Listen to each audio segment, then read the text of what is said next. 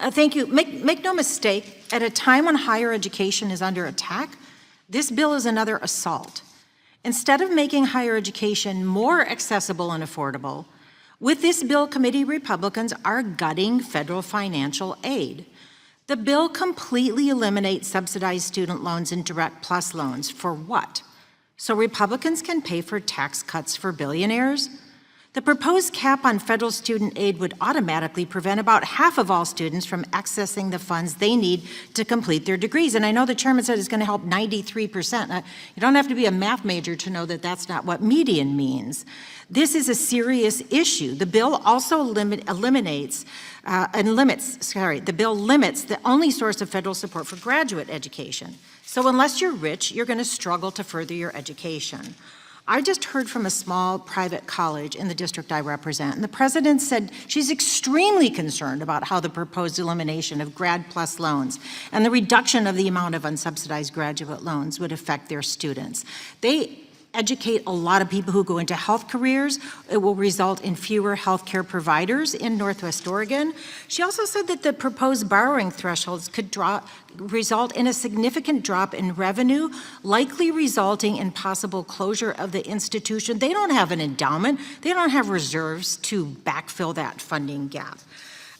Also, disappointingly, Republicans have twisted the bipartisan priority of expanding Pell Grants to short-term programs by dramatically restricting the number of students who are eligible to receive these grants.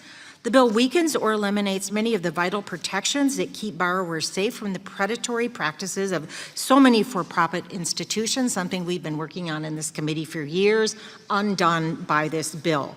The bill does not offer meaningful solutions for borrowers to effectively manage debt, contribute to the economy, and preserve their health and well-being. And also, Mr. Chairman, I've been a member of this committee for more than a dozen years. And maybe because I was on my own when I went to college and law school, and I did that with a combination of grants and loans and work study and food stamps. I have to say, I'm extremely disappointed that this is the bill my Republican colleagues are promoting, giving their own experiences with higher education.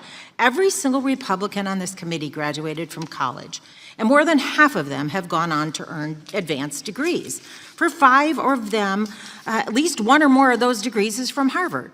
And yet those same individuals who benefited so much from accessing higher education are supporting a bill that will prevent others from doing so. I mean, good for them that they could get a college education or go on to a master's or law school, but with this bill, they will be taking that opportunity away from others.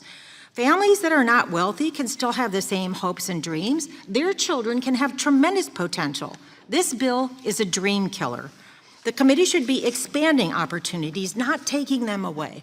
Just a few days ago, I met with a group of about 40 community college students and high school students who are thinking about going to college. Well, they met with me to tell me how much the TRIO program means to them. They're low-income, first-generation students, students with disabilities, but being in college or planning to go to college brought them joy, it brought them confidence, and it brought them hope. Now, I don't know what's going to happen to TRIO if the Department of Education is dismantled, but I do know that none of those students would have been there without that federal support. I also want to note that this markup is happening while President Trump and congressional Republicans are trying to eliminate the Department of Education. Yet the Secretary of Education is mentioned no less than 79 times in this bill. It will be exceedingly challenging for the department to administer the numerous requirements of this bill if the department doesn't exist. Who's going to support the chaos that students and borrowers will experience because of this bill when more than half the department's staff has already been terminated? Has the majority even considered these issues? Again, this is an unprecedented attack on access to affordable higher education. I urge this committee to reject this bill and instead show support for a system that will open the doors of opportunity to students from any background or income to pursue higher education, if that's the path they chose. When President Johnson signed the Higher Education Act, that's what he talked about, opening the doors of opportunity.